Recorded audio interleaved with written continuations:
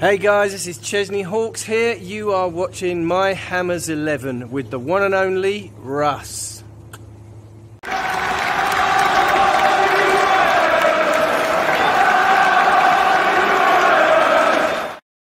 Hi everybody, Russ and My Hammers 11. Hope you are all safe and well, if not very sweaty at the moment. If you're new to the channel, please consider subscribing, hit the bell icon so you know anytime put new content. As always, like to thank our channel sponsors, Untuck It. Check out the description below. Today we've got something a bit different today, but I think you guys are going to like it. Today's guest is Jack. Hi Jack, how are you? I'm well, mate. Yeah, how are you? I'm very well, thank you. People are like, who the fuck's Jack? Right, okay, so Jack, I know Jack used to work with him, but he's written a really good book, which I think is going to be really interesting for a lot of people here, particularly with Boris letting us potentially go to away games next season as well. You see my thinking, Jack? You see my thinking? It's not just sporadic. Jack's written a book. It's called. I've got the cover here. Or is it? I've got the cover here. Ah, dear. Oh, it's a finely tuned machine. This is. Where's it got? There he is. The Great Pie Revolt. It's a gastronomic guide to the Premier League and the EFL, the English Football League, for those of us outside of the 20 at the top. What the fuck's the EFL? Yeah. But Jack, you talk about the book, man. You talk about it.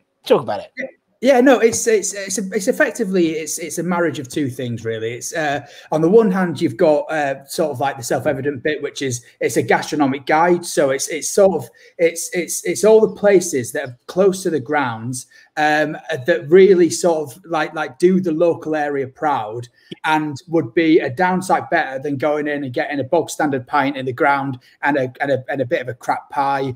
It's actually saying away with that. You know, we turn up to all these grounds, we travel the length and width of the country. Why don't we make that away day experience even better by getting to somewhere and trying out some great beer that's local and going to some really good places to eat. So on that one hand, it's that sort of where all those places exist. But on the other, and I think that this is sort of one that I'm really trying to bang home, talk a lot about, is that there's an understated connection between football and food that people don't really talk about. So with every one of the 92, I sort of managed to find a nice sort of like connection, whether it be in the local area or with the club itself, and also just talk more generally about how important sort of like what we eat and drink is to the match day experience. Yeah, really. Totally. Yeah, because we saw, we travel, like I say, the length and the breadth of the country, and I think that for most people who do that, the 2 or 3 hours before and after the game are just as important as the game itself. But in my mind, we could be doing it better, and that's what the book's about. Yeah, you're totally right, man. I think and actually, coming out of lockdown and everything, I mean, obviously, we haven't been able to go to any grounds. We haven't been, so, and whether it's home or away, and for a lot of people, that's they're going every Saturday home or away for 30, 40 years, and they've had absolutely nothing to do. And yeah, you can watch everything on telly. To be honest, you probably get a better view watching it at telly if you're at the London Stadium. There's nothing nice to that, but but it's not that. It ain't that. It's exactly. It is the pint beforehand. It's going out with your mates. It's that sort of the whole experience. And I think also from a food perspective, we've had more time on our hands as well. So we have it.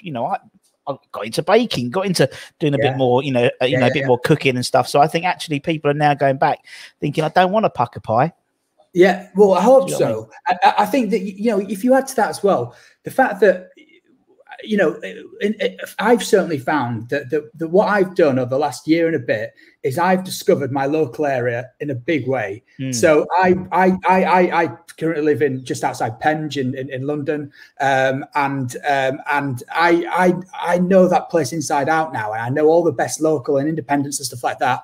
And I think a lot of people, for a lot of people, that's true too. And so this is about, let's celebrate the local, the independent, the startups, all these, there's been an absolute explosion over the past few years of microbreweries and places that make gin and places that sort of do really good food, but that's sort of unique to that locality.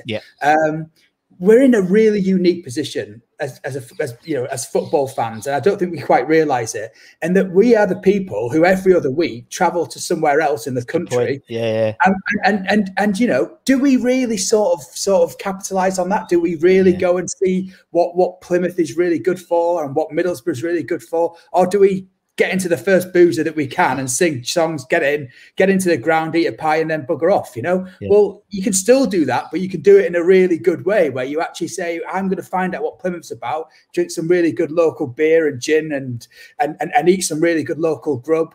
And from the sort of like the researching of the book, and it was a labour of love, and finding out about it, it just adds immeasurably to the day itself, and why not? We've travelled that far.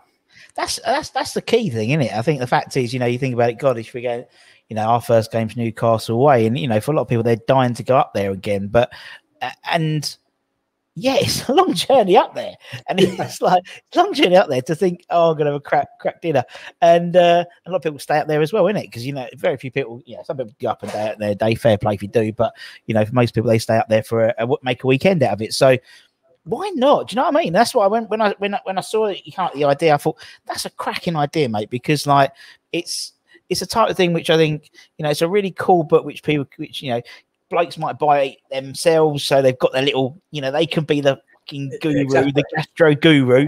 Oh no, I know it's a good place. It's come up with all the main selling points. But also, for wives and stuff like that, because Mrs. Budden and young Budden Junior, this season they're looking at going to some away games. Mrs.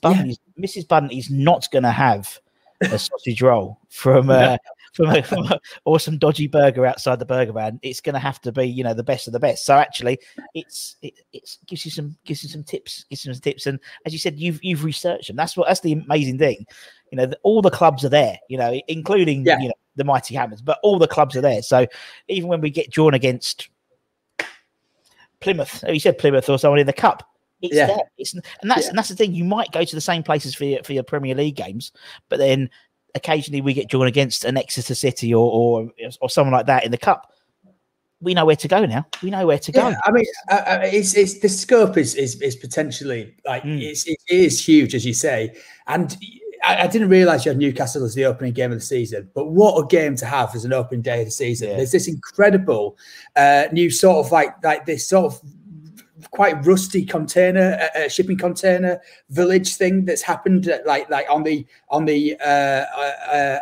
Gateshead side of the River Tyne, and you will find some incredible ice. So that first of all, there's a lot of good There's a really good Scandinavian restaurant. You'll get some really good meats there. It's all sort of open flamed cooking. So it's all about being very rustic and wild. And you can get, once you finish there, you can walk down the stairs. You can sit under the Tyne Bridge, drink a local beer from Wyland Brewery, and it'll get to 2:30 on the match day, or whatever time it is, and you go, do I really need to go to a game?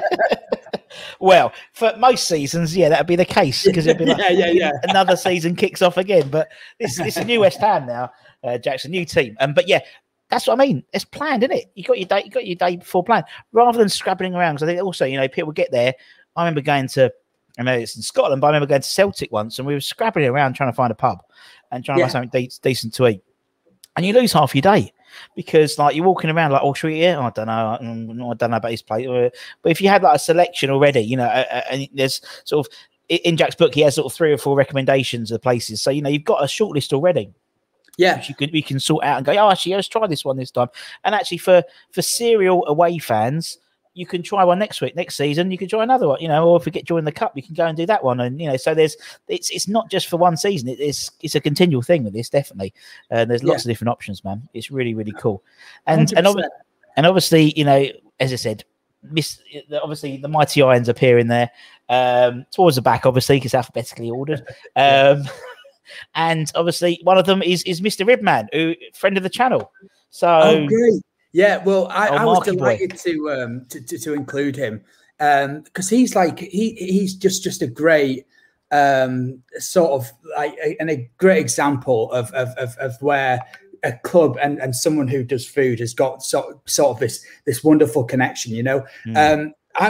First of all, I'm really happy that he managed to sort of find a place post sort of Berlin and sort of fit in there again, because I did watch that film called The Iron Men, and that sort of, for me, that was quite emotional actually, and I'm sure for you it would have been just as emotional. But one of the things that you know I sort of touch upon in the book is my memories of going to Upton Park, and you mentioned that you're one of the 20 now, but you weren't always, and I went to see you play Doncaster at Upton Park and had a really good day. This is back during our experiment, so we had Elage Diouf and Piconnet and all that kind of stuff. We were going mental.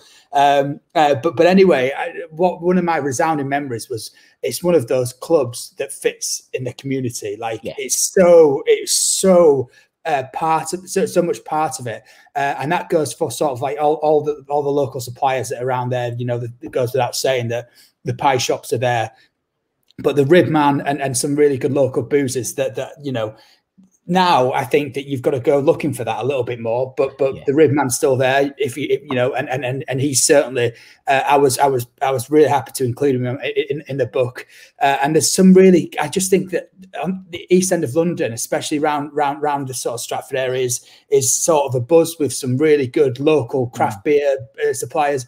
And it would be sort of like for travelling fans, I think you know, pitching themselves up at you know, a Great Brewery, for example, would be a really good way of getting familiar with East London, you know, for the day. And that's sort of, you know, that in effect is what I'm trying to do, you know, across the 92, trying to get people familiar with what's good there and sort of like how you get a good feel of it through the food and drink before the game.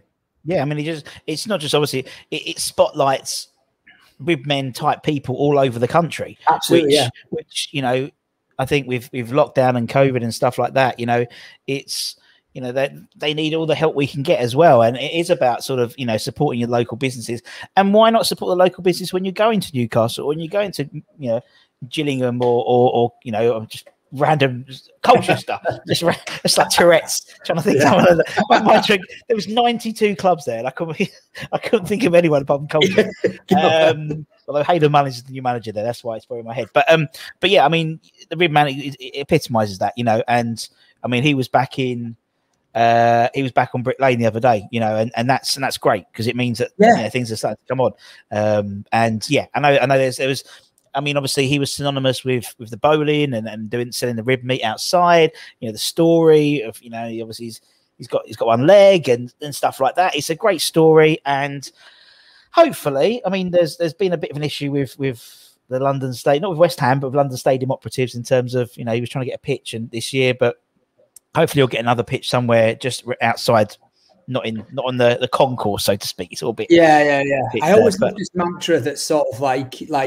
You know, when I sell out, you know, I'm out and I'm off to the game. You know, I mean, that's the sort of that shows that he's sort of he's Hammers. He is a Hammers through and through. You know, he works the pre-game up to the point when he needs to bugger off himself and get into his seat, which is great. I mean, listen, the commercials around the Olympic Stadium.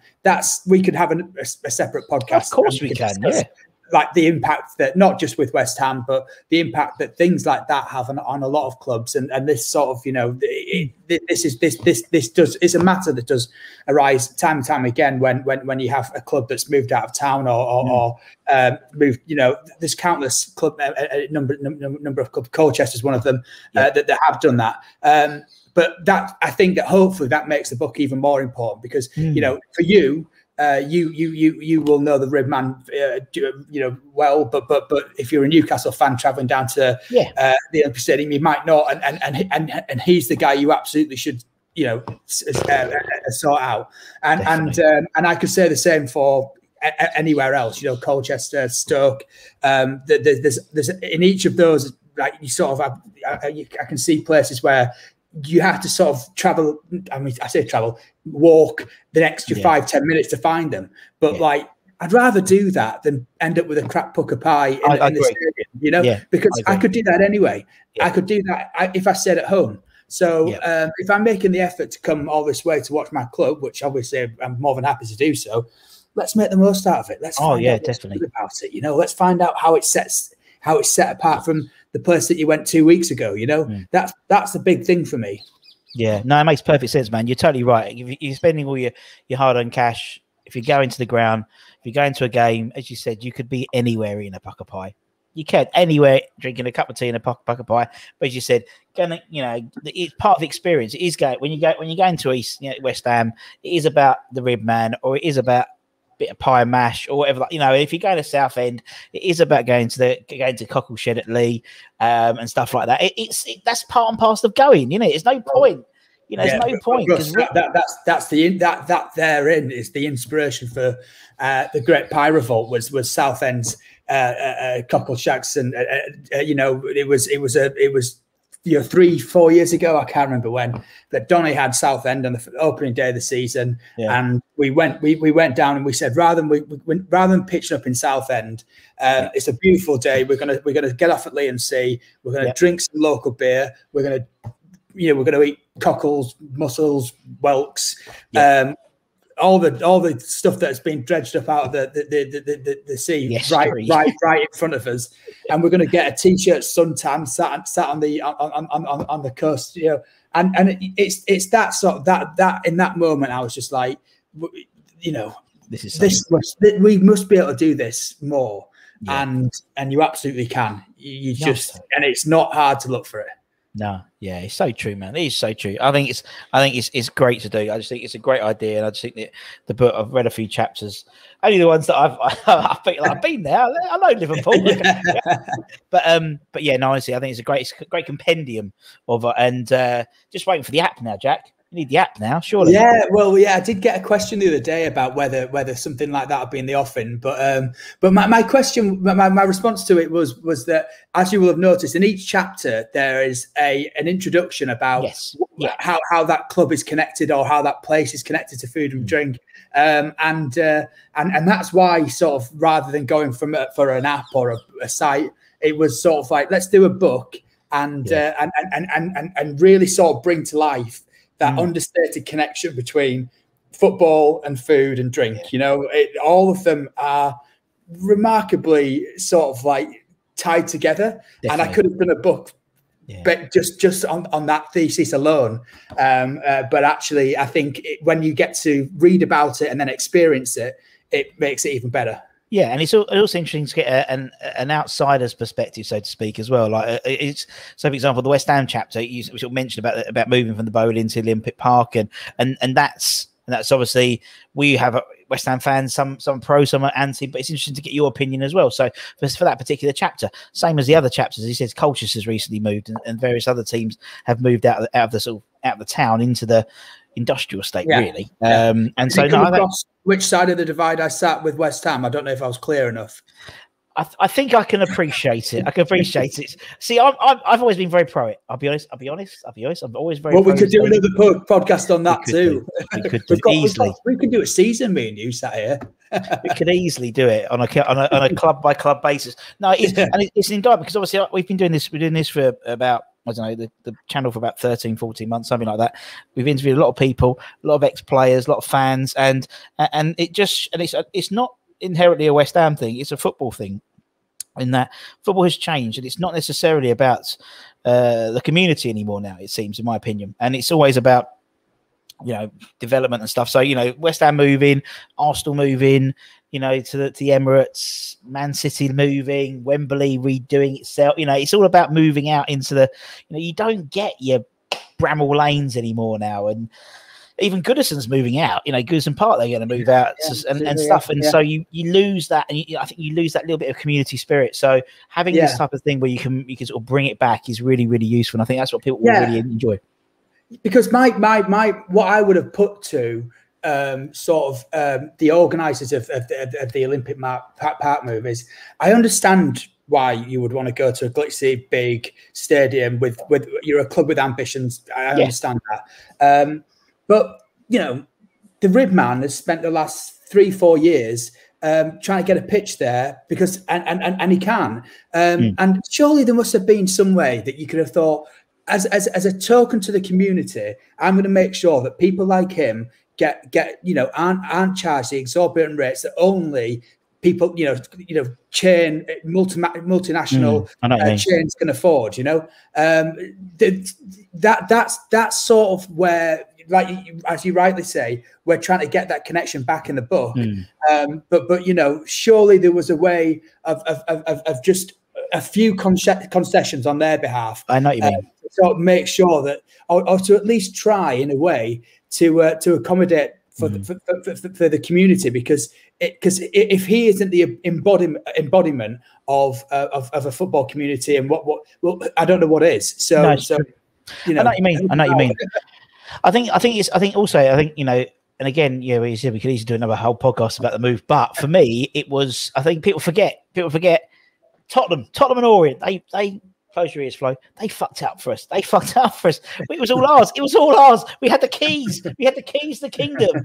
And then Barry Hearn decided to kick off that, they're not going to get it. And then we become tenants of this LS one. And then it all changed. It all changed, unfortunately. But look, and actually it's quite poignant, because things are trying to be moved in that direction now to make it more West Hammy. Fair enough. It's the walk up isn't, it's quite, you could be anywhere. And it's the same as if you're walking up to, Colchester as well. Stuck in the A12. You just miss it. You're at the Colchester Zoo. The pinnacle of what we're talking about. Yeah, I've been lucky to do that about 5 or 6 times over the years. And thankfully, we've got the book now to sort of show you where you can go to avoid. But that is, I apologise to any Colchester fans or anyone who might take offence to this, but what a soulless piece of concrete that is on the outside. Yeah. You know what I mean? Like I think there's one time when I went and they sort of tried to put a little bit of a marquee up and got some local kids in to play a few tracks and we you could have a couple of beers, but if you're a Doncaster fan, you're coming down and you're traveling 3 hours to get to Colchester to stand outside a stadium that's nowhere near the town, to drink a pint of Carling that you could have had when you were back home and eat a pie that you could have when you were sat back home. That to me seems a little bit sort of pointless. However, Colchester's got a lot going on. It's got, if you can get there a bit early, go into town, you can discover a lot about that town, and it is a lovely place, and you don't have to have your afternoon mired by the decision to put a stadium on a motorway. So anyway, that's my 2 pence, mate. You can go to the zoo. The zoo's the other side. It's true, yeah. My friend did actually do that once. He's not a drinker, so he just went to the zoo. But it's some clubs have got it right. Someone like Brighton. I think Brighton have it right. It's the stadium. It's nowhere necessarily in Brighton, so to speak, but the chandlery. It's boat stuff, but the chandlery it just works. It's some places it works, some places it doesn't work. But I totally get it. I annoyed a couple of Arsenal fans on a podcast on Friday when I sort of I did wax lyrical about how much I like Tottenham Hotspur's new stadium because they have a brewery inside, they have bakeries inside. They came up with this, and I actually talked to a guy who does catering at Lord's in preparation for this book, and he was saying that their whole mantra is, if we can get people to come in for 2 hours before the game and 2 hours after the game, the likelihood is that they will pay. They will give us their match day ticket again. But there's no way we can do that unless we make it really, unless we give them a really compelling reason to do so. Yeah. So when you go to the bar in the Spurs stadium, you've got the early game football, you've got the brewery downstairs, so you've got all the Beery Town beers in. The pies that you've got there are all locally made, and they are just wonderful. There's an array of foods. Like I said to the lads on Friday, which. It makes Arsenal Stadium, it makes the Emirates look 10 years. It looks it's true. I know what you mean.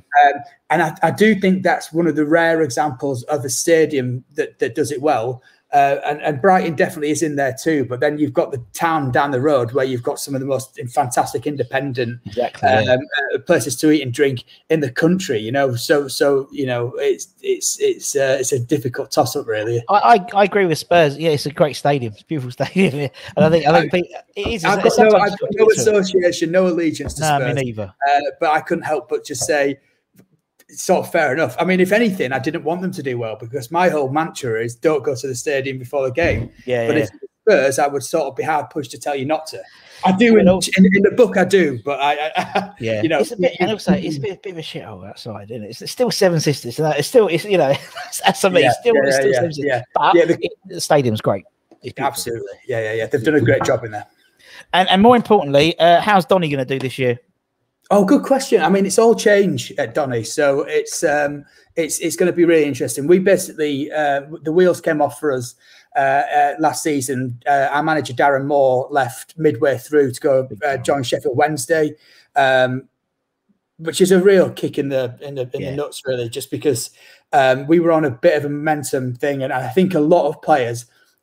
He seems to get in difficult players, but players who will play for him. So when he left, we just had a lot of difficult players, and they didn't play. So the wheels came off in quite a spectacular way. Not in sort of like a relegation way. We were mid-table finishing, but we were pushing for automatic promotion when he was there. And then he went to Sheffield Wednesday and couldn't revive their season because they were already sunk. So anyway, that's that. We've got Richie Wellington, who used to play for us before going on to bigger and better things, and I think he got a bit of a tough, he got a bit of bad luck at Salford. He got canned there when they looked to be doing all right. But anyway, so he's come in with us, and it's all changed. He's brought in, he's been signing players now for the best part of a month and a bit now, which for me is always a really good thing. You know, it looks like he's definitely got. He's got his house in order. He's got out, and with clubs like Donny, the loan market is also really key, and there's a few lads come in. So no, I'm optimistic, but you never know, do you? Because it's just such a seismic change. Yeah, it is, but it's nice to sign someone. Yeah, well, absolutely. We've always got. We haven't got bags of money, as you can imagine, but we've got a very good board. And a very stable sort of will back the manager, and you know I think that shows again this time. That's probably one of the lures to the job. You know, we do get some. I always think we get quite high caliber managers because they can do a job. With Donny, and often they do, and then they piss off like Darren Moore and Saunders did, and Driscoll did. I mean, they all go, and then they don't do very well, and then we're screwed as well. But I don't hold grudges, so don't worry about it. The grass is not always greener. Let's just say that. No, it's not. No, it rarely works out for them, to be honest with you. Stick it, Donny. Stick it, Donny. That should be like the slogan. Just stick it, Donny. Yeah, you'll be right. Yeah. We always you'll be right. Stick with Donny, you'll be right. Okay, one at the top, and then you'll be right underneath on the badge. So obviously, what we tend to do, Jack, is when we get people from other, we usually do this series called Outside the Bubble where we talk about their season. But we can do that. But what we try and do is put it because it's Miami's 11, so we try and keep an 11 together. So I've managed to put this 11 together. We've discussed it briefly on Twitter. It's not a great 11. I'll be honest. It's not a great. And actually, I can't really say it because we've interviewed some of the people on here, but it doesn't matter. We'll go through. Where is it? We bring up. It's not bad. I've had a lot worse. I tell you, they've had a lot worse. Sunderland. There's a few surprises in there, as I yeah. What's the thing? I mean, it's one of those things where you go back through, and we've had to be a bit cheeky because Grant McCann technically didn't play for you. He was your manager, but I let that one slide just to get him in the ski in the team. It's just lovely Stephen Bywater. I won't have a bad word said against him in goal. I love Stephen. He's a lovely man. Bit crazy, but I love him. As you said, part of the crazy period, you had Harita Ilunga. Yeah, we did. Yeah, with goalkeepers, by the way, I always think it's good if they're a little bit crazy. You have to be. The crazier, the better for me. And Stephen was. I think after he'd left, I don't know if it was after he left Doncaster or after he left Derby, he was shortly arrested for brandishing a machete at a takeaway driver in a dressing gown or something like maybe, that. All right. Maybe I should define how crazy I mean by crazy. Because that is a lot crazy. There is a spectrum. There is somewhat of a spectrum. But yeah, Steve Bott, I love him. We had him on the show. Lovely guy. Hericho Lunga, the crazy left back. Mad eyes. Absolute nutter. We got Elliot Ward. Oh, Elliot Ward. He wasn't there for long for you guys. Big player for us. Lovely chap. He's at where's he now? Chelmsford City. Is he? City. Bless him. Still going. I think he's sort of I think Chelsea are in the. I don't know anywhere below conference, but they're somewhere below conference. Bless him. Matthew Kilgannon. He didn't play many games for us. Lucas Neal. Oh, I love Lucas Neal. He was brilliant. He kept us up in that 2000 that famous great escape where Carlos Tevez scored in the against Man United away to keep us up, and Sheffield United. The Pigs went down. How could you forget that? How could you forget? And Lucas Neal was our captain. Turned down Liverpool to join us. Bless him. We got midfield. Danny Williamson. He was one of my first loves as a West Ham player. Youngster. He was probably around sort of the early 90s. Great player. I think he was on loan. Went on loan to you guys from us, and then moved to Everton and got injured. A few things are loanies that we. Yeah, a lot of them usually are. Yeah. A lot of them usually are. Kevin Horlock didn't matter. He's a West Ham boy as well. But Grant McCann he was Grant McCann, big West for youth team for West Ham. Really, Josh Payne didn't really break into the first team at West Ham, and then Mike Newell. Oh, Mike Newell, bless him, Mike Newell. And the French sensation himself, you already mentioned him, Freddie Piquion. God bless him. I wonder how many people. I mean, I'm sure they did, but Piquion was. I mean, obviously, I've mentioned it. This big experiment year where one of the really good anecdotes from the players that's come out since is that you'd have sort of like this mad thing where the team bus would be going down to West Ham or wherever it is. So you're bombing down the M1 and all of a sudden the driver swerves into a service stop and three lads with buckets of KFC get on that has, you haven't seen them all week, but they get on and they're in the starting lineup. And I'll name no names, but you can imagine who some of them are. So just this really weird sort of like phase where most of them, I mean, there's probably there was 4 or 5 of the experiment that came in, but most of them wouldn't train with them. Wouldn't train with us and be sort of parachuted in, and in one instance they got picked up on the way to the ground and sort of said, "Right, lads," and they were in the starting 11. That's like a Sunday, isn't it? When you haven't got players and you phone around your mate, and mate used to be a semi-pro for Orient, and he turns up and he's like really good. And he's like, "Can we get him every week?" No, he can't. He's usually pissed, but he's like, "We got him in this week." You know what I mean? He's like one week he's rolled out of bed. I used to that, but I thought I was 7 aside. It was all my brothers, and we had this one guy who'd turn up and he was like really good, and we'd always win if he turned up. If he didn't, we'd so one game before he would turn up. We had that. We interviewed Neil Mellor. Played Liverpool when I was on loan to us. Was on loan to on loan to us. The season we went down, 2002-3 season, and we'd signed him on loan. I think a day before. On the Thursday, we were playing Preston North End at Deep Dean on the Saturday, and he's obviously from Liverpool. And it was Glenn Roder at the time, God bless you. So he said, "Don't worry about coming down. We'll pick you up because you're at Plymouth. So we'll you're at Liverpool. We're at Preston. So rather than come down to East London and back up, so they actually picked him up at a service station. One training session, and he's in the starting lineup over David Connolly. That's exactly. I mean, imagine having a season worth of that. Yeah. But that was West Ham in the late 90s when Harry would just turn up with another foreign player. Like, who's this? This is Marco Bugas. This is Paolo Futre. This is Danny. This is Florin Radicchio, Lee Dimitrescu. We had a whole about 3 or 4 seasons of it. It was absolutely brilliant, man. Right. So, more importantly, Jack's book, as I said, it's available on everywhere. But Waterstones, I'm going to plug it from Waterstones because they've got a big order, so that's why. So Waterstones, we'll put a link to the description in the thing. Make sure you get it out. It's coming out in the next week or so, officially. But make sure you check that out. Great present for the new season, all that type of good stuff. So make sure you check that out. Jack, man, be a pleasure. It's bloody hot, but it's been a pleasure. Yeah, thanks so much for having me on, Russ. And obviously the best of luck for the new season, and hopefully we can both do something good this year round.